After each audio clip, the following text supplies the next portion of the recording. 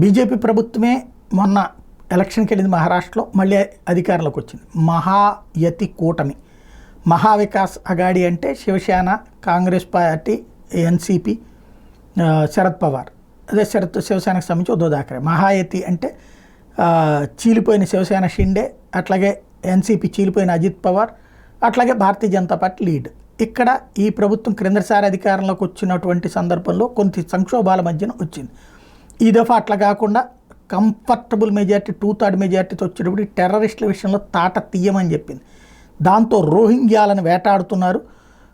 ఏదైతే బర్మా నుంచి వచ్చి జాగ్రత్తగా ఇక్కడ ఉన్నటువంటి ప్రాంతాల మీద ఆధిపత్యం ప్రదర్శిస్తున్నటువంటి టెర్రరిస్ట్ గ్రూపులకి నాయకత్వం వహిస్తున్నటువంటి 21 మంది రోహింగ్యాలని యాంటీ టెర్రరిస్ట్ స్క్వాడ్ ATS తాజాగా అరెస్టులు చేసింది.